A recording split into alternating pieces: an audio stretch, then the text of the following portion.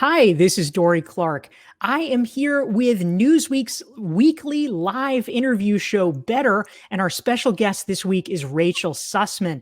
Rachel is a Tony Award nominated Broadway producer. She teaches at Columbia University's School of the Arts, and she has been involved in many fantastic presentations and shows that you will see on Broadway that you've seen, including What the Constitution Means to Me. She's currently involved with Thoughts of a Colored Man, which is intending, fingers crossed, a imminent Broadway run when Broadway reopens. And Rachel, we're so glad to have you here.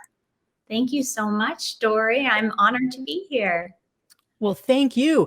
And for everyone who's tuning in live, please feel free to type into the chat box and let us know who you are and where you are tuning in from. We look forward to taking your questions for Rachel as the interview progresses. Rachel, the first question that I have for you, we are going to be talking today about identifying and nurturing creative projects. You are a creative producer.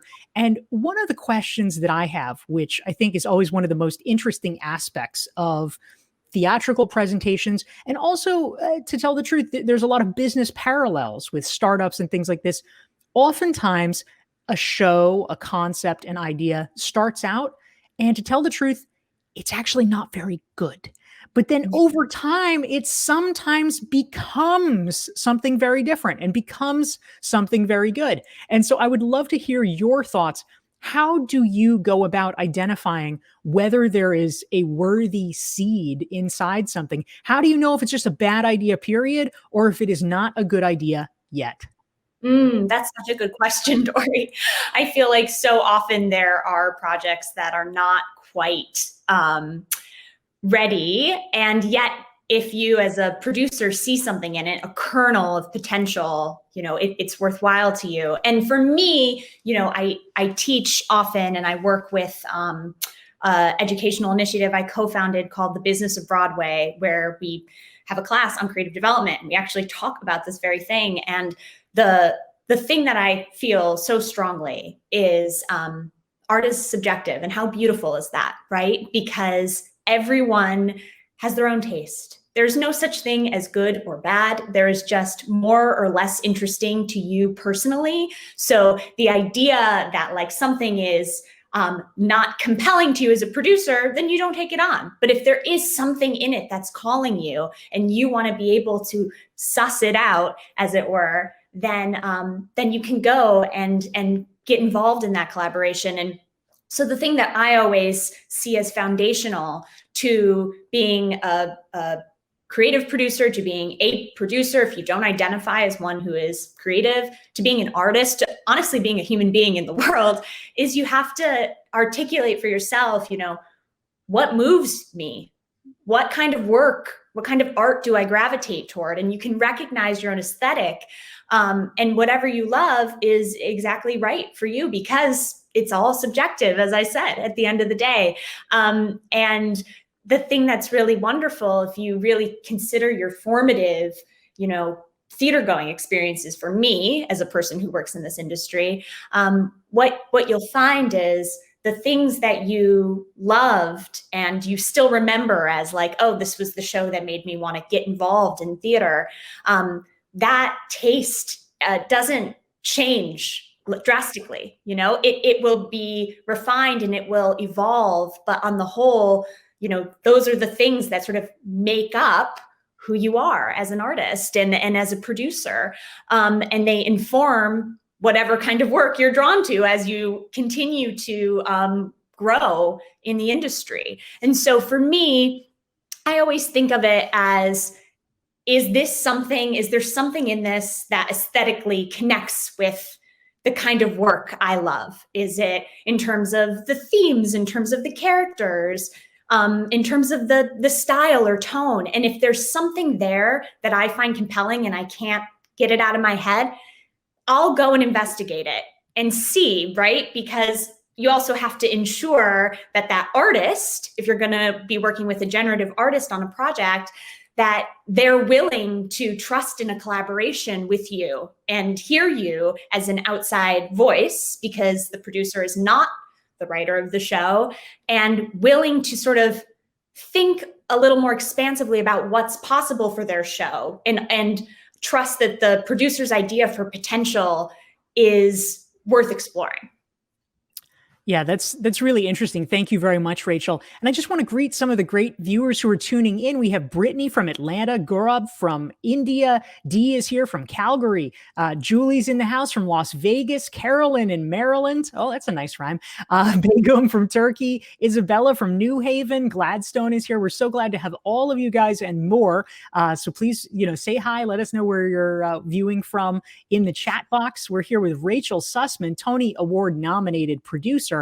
Now, Rachel, one of the challenges as a producer dealing with creative people, and this is certainly true in the corporate workplace as well, for people who are managers, is that oftentimes you might be in a situation where you feel like the artist in question, or the employee in question, is not necessarily going in the right direction. You feel like maybe they would be better served doing it a different way and approaching it somehow differently. But people get a little sensitive sometimes. It can be hard to have those conversations. I am curious what you have learned over time about the right way to be able to help steer a conversation when you feel like someone that you're working with is just going a little bit off course. Dorie, that's a wonderful question. I mean, and this is sort of part of where my identification as a creative producer comes into play, because a creative producer is simply one who elects to participate in the creative process. That does not mean that a producer who doesn't call themselves a creative producer isn't creative. There is so much creativity regarded and needed when it comes to marketing and other sort of strategy. But the thing that I always think of as a creative producer is it's my job to get whatever's in an artist's head clear on the page, because often it's just they have a very clear sense as an artist of the story they want to tell, but sometimes that isn't being reflected yet. And so as a creative producer, I really think it's important to be asking more questions than I am offering answers, because if I'm offering answers, that's the version that I want to tell of the story versus the artist's. And if that were true, then I should, write it myself. And be asking these questions and, quite frankly, listening far more than anything else. My job is also to ensure that artists have benchmarks, right? When do we need to have a draft ready so that they have sort of a timeline laid out for them as to when work needs to be prepared. But for me, often just in that creative process, it's important to be thinking in this dramaturgical way, how are we clarifying the story? Who are these characters? What do we want to tell at the end of the day? And what are the elements to help us achieve that? But trying to really trust in that collaboration. And sometimes, unfortunately, those collaborations just aren't effective or successful, and there's tension. And when that happens, you as a producer and that artist need to reconcile, is this the right project for us to be working on together? Yeah, I think that's really interesting and well put. Thank you, Rachel. We are here for Newsweek's Better show, interviewing Rachel Sussman, Tony Award nominated producer. If you want to learn more about Rachel and her work, you can visit her website, rachel-sussman.com. Probably pretty confusingly for you and the rest of the world, I discovered it looks like probably less than a mile away from you, there's another well-known Rachel Sussman. It's so funny that you say that, because there are two famous Rachel Sussmans. One is a therapist, and sometimes I get Google alerts for her, and I'm like, oh, actually, she gives a lot of really good advice.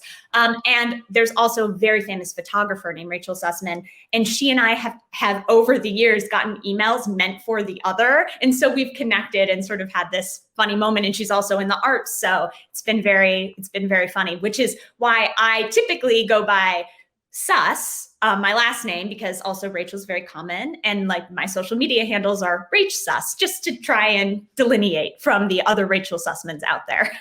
It's true. Always a personal branding challenge sometimes. I have a few Dorie Clarks out there that I try to combat on a regular basis.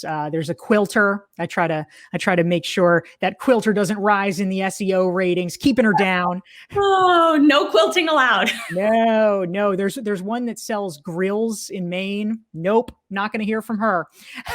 So anyway, we'd like to welcome some of the great folks who are tuning in here. We have Kristen from Dallas. We have Jen saying hi, and Marie. We have Valerie from the French Alps. That sounds nice. Maria's from Brooklyn. Vladana's also from Brooklyn. Joseph from Charlotte. Murdaka from Indonesia. Kayo Cesar from Sao Paulo. We have a LinkedIn user from Pune. Oh my goodness, this is fantastic. Anna, welcome. So happy to have all of you here.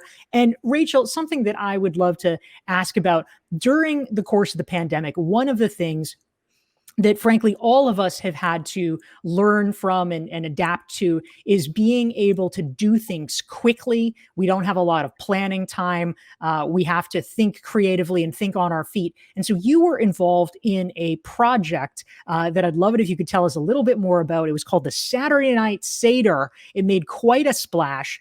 Can you explain a little bit what this was and how the heck you pulled it together as one of the, there was a team that were participating in this, but you were very involved in it. And this was a star-studded effort. Please tell us more about it and what you learned about acting fast amidst uncertainty.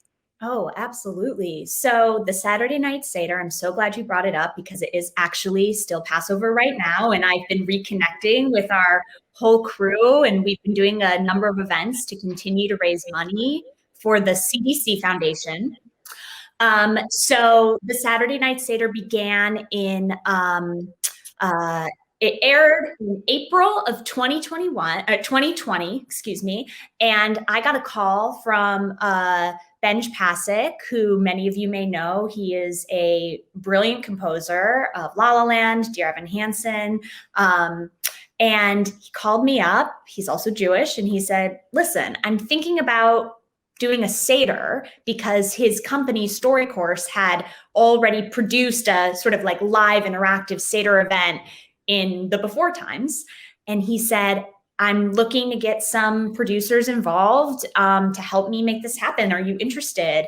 And it was the first project that had sort of come my way that was intentionally looking to be digital.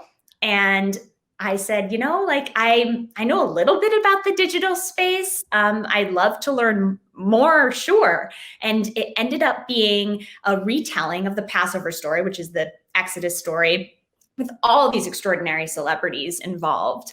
Adina Menzel sang the 4 questions, and it was Billy Eichner and Richard Kind, and then a number of sort of like famously non-Jews who play Jews, like Josh Groban and Rachel Brosnahan.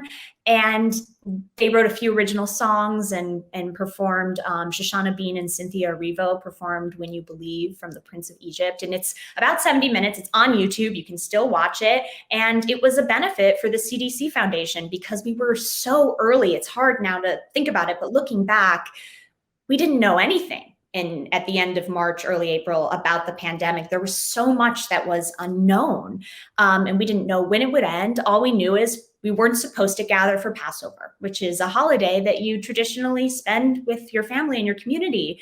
And we felt, we can create community and connect people online. And I was one of a few producers on the project because I am. Not only do I work as a creative producer sort of in the storytelling with artists in early stages, I also do a lot of producing when it comes to the logistics. So I'm used to sort of structuring a story and figuring out how to ensure everyone has the same information and being like a hub of communication. And I was able to work with the writers and the editors and the other producers. And it was truly so scrappy. And it was these days, a lot of the agreements about how to go ahead and create a virtual event have been formalized. But this was in such early days. We were just like, we'll just, email our friends and see if they're interested. And so many of them said, absolutely, because they weren't celebrating Passover with their families either. And the minute that they heard it was a benefit, everyone just donated their time to make it happen. And we've raised now over $3.5 million for the CDC Foundation, which continues, and we've put out an incredible amount of new content for Passover this year. The Seders were this past weekend, but we're still trying to elevate the Seder and the CDC Foundation. And if you go to SaturdayNightSeder.com, there's all this new content, recipes. I think you can see Fran Drescher's recipe for something, and she does the hand washing in the Seder. So it was such a delight. And for me, the first experience I had in the pandemic that made me feel like we can still create and we can still bring people together. And a number of those collaborators I started to work with and met on the Seder, I've continued to work with over the course of the pandemic, even though I haven't ever met them in person. So it's really, it ended up being a really beautiful sort of, let's put on a show together. We're just going to make it happen. And I'm so grateful that I had that opportunity to work on the Seder, and that it can live on and become a tradition, I hope, for years to come. That's terrific. Thank you very much, Rachel. We are here with Rachel Sussman, Tony Award nominated producer. If you want to learn more about her, go to rachel-sussman.com. And if you want to make sure that you never miss one of our weekly interviews, go to dorieclark.com. You can sign up for my email list there and get a free self-assessment. Next week, we're going to be talking with Cal Newport, the well-known author of Deep Work, talking about email and the future of work. And please feel free to ask your questions for Rachel in the comments. We'd love to take your questions and hear what is on your mind. And in fact, one has already come in from Marie. And Marie wants to know, Rachel, something that's on everybody's mind. What do you think is next for Broadway as the industry looks to reopen? Marie, this is such a good question. As I'm sure you've seen, there's been a lot of unknown for the Broadway industry and the Broadway League, which is the trade association that represents theater producers, theater owners, and general managers. They've been in this position of leadership and have been working this past year to figure out how can we safely reopen, how can we gather. As you may have read, because of the way that economics function for Broadway, it's very difficult for Broadway to reopen at less than 100% capacity potential, because otherwise there's just not a lot of revenue potential for a show. So Broadway is not opening until that's possible. Right now, the target for that is fall of 2021, which is only about 6 months away at this point. And I know for a fact that a number of producers and theater owners have taken this opportunity. It's really been a reckoning, not only in terms of, digital, having to come to terms with understanding and pivoting into this world of creating online, but also there was a massive racial reckoning. And to be able to look at this industry, which is, has been seen for so long as inaccessible to many people, and trying to now deeply consider how can we make this industry more equitable, more accessible. And a number of organizations like the Broadway Advocacy Coalition and the Industry Standard Group are working with big producers and with theater owners in conversation to really challenge the traditional structures of this industry, and to figure out ways in which we can create an industry that is really going to serve everyone.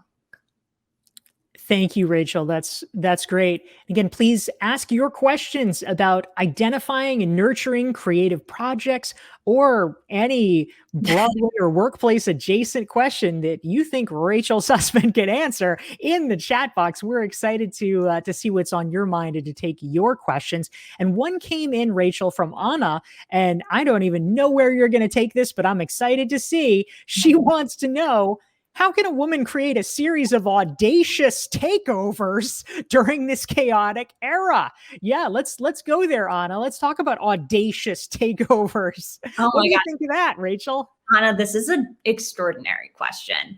I think more than ever, the thing that I have found sort of such a struggle is hearing from a lot of my friends who have families, who are mothers, and how they've had to step back from their work lives in order to not only be at home working, but also taking care of their family or their children, which is like, of course, we know such a construct of, you know, what a woman's position should be in a family.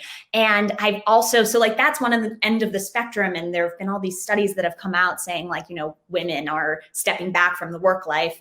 And then I also see all these women who are taking executive leadership courses and going to get their MBAs online and really taking this time as an opportunity to expand their skill sets. To learn more about the world and also like the things that interest them. I mean, me, for example, the thing I do, which is produce live theater, cannot happen right now. So I have been building out this educational initiative, the Business of Broadway. I've been teaching at Columbia. I pivoted into working in the digital space. And I really think that it's about reframing, you know, this moment of despair into one of audacious opportunity and trying to figure out the ways in which you personally, you know, what are the things that you love that you haven't yet had a moment to take advantage of? And is this the time to do it? Really interesting. Thank you, Rachel. And thank you, Anna, for the question. Another great one came in, Rachel, from Annette. She wants to know, Rachel, have you had any personal creative reckonings that you'd be willing to share? You seem so well informed through these challenges of the pandemic. Of course, you know, we all know everyone has had their stressors. So how has this period been for you? And would you say that you've had any personal creative reckonings? I would, you know, I have a project, which I've been a new musical, which I've been developing for now about 7 years. It was a project that I conceived of when I was in middle school. It's about the American women's suffrage movement. And I've been working on it steadily, and it's sort of brought on all these incredible collaborators. And the show was set to premiere in the fall of 2020. And it had been it had been so momentous for us when we got the news. We had worked so hard and it felt like all of our efforts were paying off and we had this production and we couldn't wait to finally share this work with the world. And then everything shut down in March. And initially we thought, well, like this will only be temporary. This won't affect us doing a show in the fall of 2020. Of course it did. You know, it was a show that really felt like we wanted to meet this moment of the election and also the centennial of the suffrage amendment. The 19th Amendment was signed into law in August of 2020. And the idea that our show would be happening around the same time, it felt so relevant. And that didn't. It was such a good theory. It was such a good theory. And in hindsight, you know, thinking about, you know, maybe that happened in some alternate reality, but in this reality, the election, I feel like took up so much of everyone's time and energy, and including my own, that I feel like would the show have been overshadowed? And of course it couldn't have happened. And we don't know what the election would have looked like in that alternate timeline. But that show just, you know, we had to stop our timeline, that process that I was saying earlier. You know, you work with your creative team and you put together a timeline and everyone's working toward it with all these artistic benchmarks, and all of that stopped. And as a producer, you know, you're the leader, the creative leader of the ship. And folks look to you and they go, okay, well, what are we going to do? How are we going to pivot? And I didn't have any answers. And that was a reckoning. And to this day, I mean, we have much more clarity. The show is going to happen. It's just, there's still so much unknown about exactly when.